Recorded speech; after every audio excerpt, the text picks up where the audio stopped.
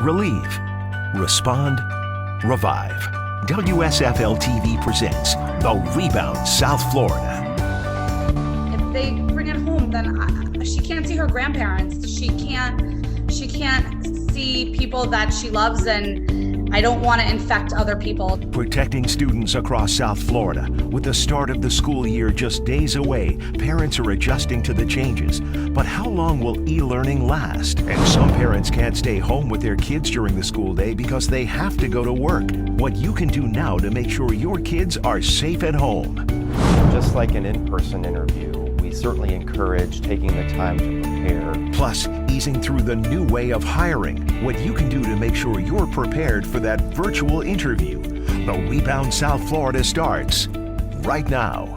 Next week, students in Broward County will head back to school, but they'll do it online. We know this is an adjustment to both parents and their children, but school officials want you to know you're not alone. Returning back to the classroom is not an option for Broward County students due to the surge in COVID-19 cases. Students in the county will start online on August 19th, and parents like Susie Gilden are okay with that. Just the thought of my daughter going to school every day and them doing their best to keep the kids safe, but if they bring it home, then she can't see her grandparents. She can't see people that she loves, and I don't want to infect other people. Susie is a mother of two. Her youngest daughter attends Silver Ridge Elementary in Davie. She says once the pandemic hit, it was difficult to manage work and distance learning since everyone, including teachers, were learning how to use the online education system. I really hope that now that they've had this period to learn and understand how to teach virtually, that it's a stronger education platform. According to the county's plan, which was approved by the Florida Department of Education last week, quote, BCPS will deliver a high-quality e-learning environment by providing live and independent learning. Academic departments will provide learning acceleration guidance and support to schools and teachers. As for returning to the classroom, Broward School Superintendent Robert Runcie said that schools will look at potential plans for reopening their doors every 2 weeks, only if COVID-19 positivity rates are below 5%. Our local positive test rate is still averaging close to 10%, which is significantly higher than the recommended range to consider reopening schools. For now, Runcie said parents will have a university of their own that will provide support to help them adjust to online learning. I saw the school board is offering like a parents education this week, and I'm going to make sure that I make the time to tune into that so that I understand the tools. Miami-Dade County Public Schools will also start the school year with e-learning on August 31st. The county has released a guide to help parents navigate the upcoming school year. You can find that on the county's website.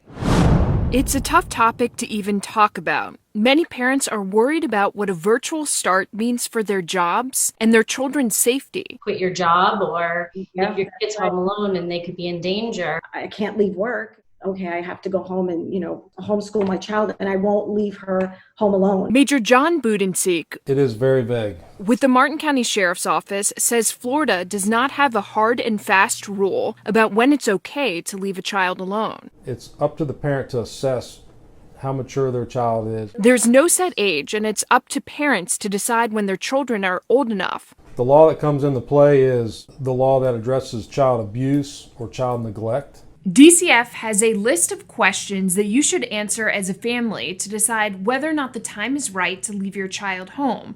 Things like, can my kid tell time? Is there a neighbor that they can trust? Make sure there's no firearms available to them. Just keep the children away from the pool while you're at work. Make sure they understand 911. According to DCF, the National Safe Kids campaign recommends children not be left alone before the age of 12, that older siblings should not supervise younger children until 15. Install a system in your house where you can see your children throughout the day and talk to them throughout the day. Major Budenseek says start with small trips to the store, have food and water available. Don't let them ever use the oven. If your child is not capable of being home alone, it's not worth the risk. Don't leave them home alone. If you have to quit your job, and I'm not saying that lightly. Law enforcement says they will respond to concerned calls. If it's just a parent made a mistake, we'll try to work with them and get them the resources and help guide them in making sure their children are safe and that they stay in compliance with the law. Tori Dunnan, WSFL TV. Really doesn't want to go until she's is able to be in the same room with me again. It's been 5 long months for Floridians waiting to see their loved ones in person at nursing homes and assisted living facilities. Where the state stands on reopening long-term care centers and the guidelines you should know about. And we're helping you get back to work. A business in Miramar is helping. We'll tell you about LAT Service Group next. 5 months after the governor shut down nursing homes and assisted living facilities to family members, questions remain over when these restrictions will be lifted. Tonight, I take a look at how rapid testing may play a role and why some critics fear these tests could actually increase infection rates and possibly more deaths. It's been a long, lonely summer for Penny Phillips. Last night in particular, I was in tears. I just couldn't hold the tears back because I said, this is 5 months this week. 5 months since she's held her mother's hand, sat face to face, or even in the same room with her. I just felt like, how much longer can this go on? I just want to see her. And she wants to see me. Pre-COVID, Penny had been at her 91-year-old mother's bedridden side every single day. I'll do anything to really, I'll test, I'll wear whatever garb they want me to wear. Just let me into the facility and I will be good. Last week, the governor announced he's considering ways to reopen long-term care centers to visitors and created a task force to develop guidelines. While they have yet to meet, during a recent Zoom interview, the head of the Agency for Healthcare Administration, which governs Florida's nursing homes and assisted living facilities, told us rapid testing will likely play a role. That is going to be a game changer in helping to further our efforts. Since our interview, we've learned the Fed started shipping rapid test kits to nursing homes hardest hit by the virus. 471 Florida centers on the list. Excited about the potential that holds in turning around results quickly. Well, they're sending the wrong kind of tests to facilities. They're sending antigen-based tests.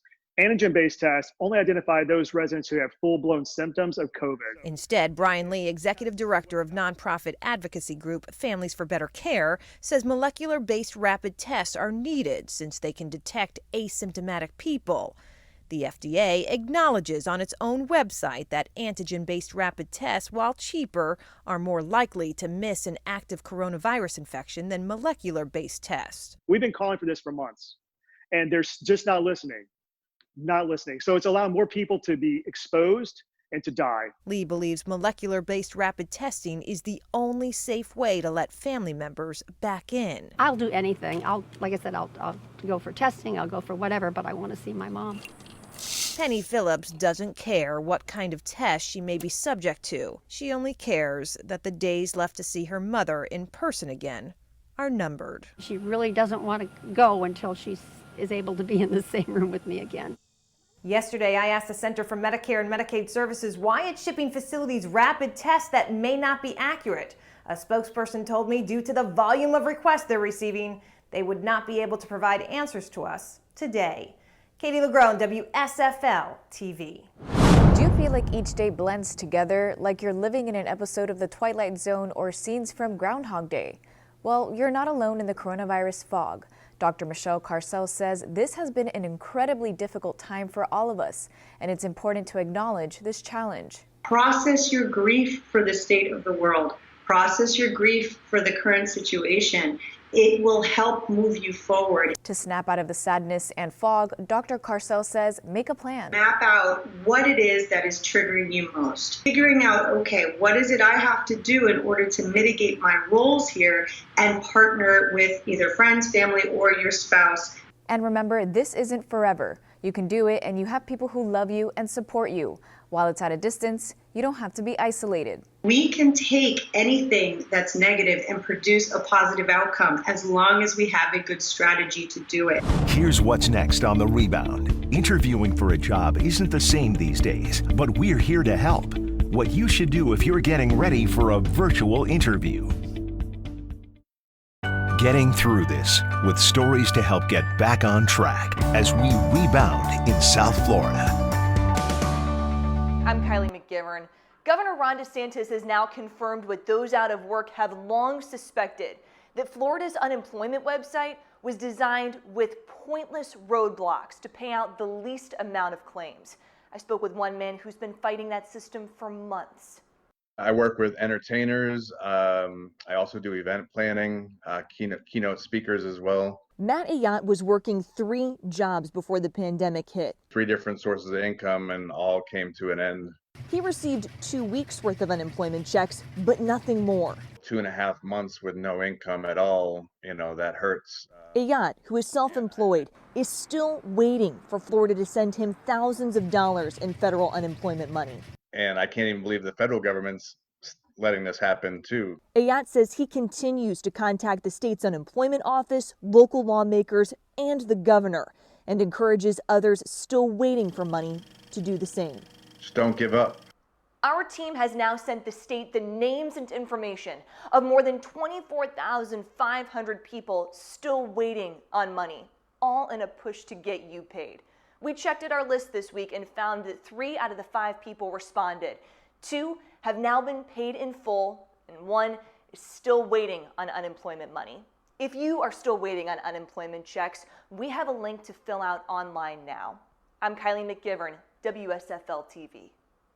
As South Florida works to rebound, we're helping you get back to work. Companies are hiring, and we want to make sure you know what jobs are available. LAT Service Group, located in Miramar, is a multi-service business that's hiring. Accounting, bookkeeping, financial consultation, tax preparation, both corporate and individual, life, health, and legal insurance. The company started in 2011 and currently has 6 employees, and they're looking for 1 more to join the team. That position is accounting specialist, and they would be assisting the accountants or the other bookkeeper with bank reconciliation, credit card reconciliation, and some office assistance, data entry, and various duties. Requirements include basic computer and accounting skills, but Laureen says they offer a training program for those who need the extra help. I didn't know anything about accounting, so I was just fresh. And so she would go slow, day by day, she would teach me. So it was really good for me. And I can see that I can teach someone else how to do the work. The small and intimate setting is what 23-year-old Abigail Georges loves about the company. The current college student found out about the job opportunity through CareerSource Broward's Get Real program, which serves high school graduates by offering career guidance and job placement opportunities. Abigail has been working for LAT Service Group as an accountant tech for 3 years, but is switching her career. She's majoring in criminal justice, but says what she learned at the firm is going to be very useful for her next job. Very good at teaching people, and she have a humble heart, very humble, and she's always looking out for people and the ways to help her. It doesn't even have to be about the job. She even help you with your life in general, other things that you may be going through, and she always encourage you. Even if, like, she always tell you, you may not like this, job, but I'm going to tell you, you're going to learn something here and you can bring it to the next job. If you think this job is for you, you can find more information on our website, WSFLTV.com. Just click the rebound. You'll also find a list of other jobs available. Remember back in the good old days, January, when you would pick out the perfect outfit for a job interview, hoping your hand wasn't sweaty when you would shake your potential new boss's hand? Well, that is a thing of the past for now. So as you're getting ready for the all too common virtual interview, let us help you prepare. Laptop open, resume ready. This is the new way of conducting interviews for hundreds of companies as the coronavirus forces us to social distance. If you're new to virtual interviews, Chad Liebenguth has you covered. Just like an in-person interview, we certainly encourage taking the time to prepare. He specializes in helping ease people through the new way of hiring and says it's not so different from what we're already accustomed to. In some cases, the virtual interview has replaced the phone interview, and now it's flip your camera on, and it's a better way to connect with the person that's interviewing you. So here's what you need to know to help you stand out. Log on 5 to 10 minutes early to work out any technical kinks. And make sure your attire is professional, even if you have those fuzzy slippers on. And don't wear anything too loud. Another tip, be aware of your surroundings. Don't have background distractions, loud noises. Don't look down often or look away. Be focused on the person that's interviewing you. Be focused on, the topic and the conversation. As more companies opt for a virtual interview, the competition is there. Liebenguth says standing out is more simple than you may think. To talk about what you've done and your accomplishments, that's important. To talk about how you might fit with the company culture, that's important. It may be cliche, but it still holds true. At the end of the day, just be yourself. In Tampa, Vanessa Ariza, WSFL TV. Giving back to those in need. How two organizations are coming together to help make ends meet.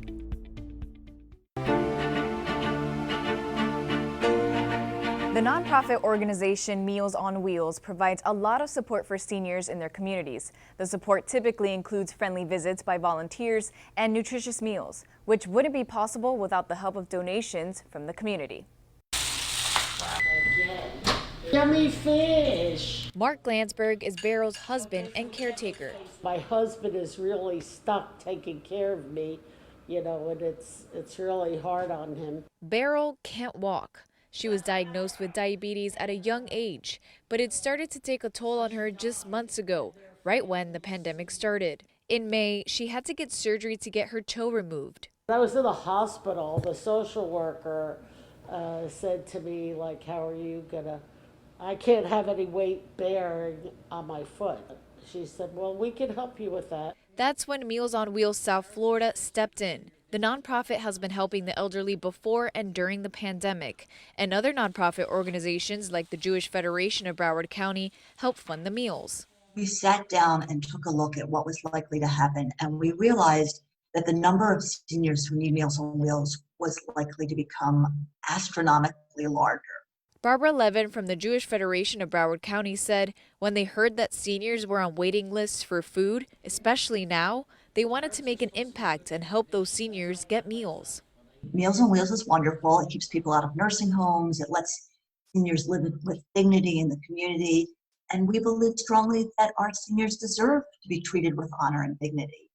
Beryl says she receives 2 meals a day and is thankful for them every day. It takes a lot of pressure off my caregiver who gets a break. It's one less thing he has to do. Mark Adler, the executive director for Meals on Wheels South Florida, told me they provide meals to 10,000 seniors every year. If you want to donate, you can find a link at the top of our website, WSFLTV.com. From the culture to the amazing food and gorgeous scenery, there are so many reasons why we love to call South Florida home. Every week on The Rebound, we ask you what you love about the community you live in. Tonight, we leave you with Sandy Dorsonville. Well, I feel so at home when I'm in Little Haiti. My family is Haitian. I'm first generation Haitian American. You feel like you have a little piece of home. The smells are familiar. You can smell fresh Haitian bread. You hear the music playing. If it's a Friday night and the drum circle is out, you hear the drums playing. The people are friendly and remind me of home. Usually on a Friday night, I would have spent the evening at Sounds of Little Haiti in Little Haiti, listening to a live band, eating great food from, Bongo Barbecue, which is a great barbecue restaurant that also has a booth at the Cultural Center. Little Haiti is special because it's authentic and it's not contrived. Very authentic space. I think if you visit there, especially if you're visiting from out of town or even just from a little bit further north, the sounds, the smells, the sights will make you feel like you're a little bit closer to Haiti and all the things that make Haiti a beautiful, interesting island.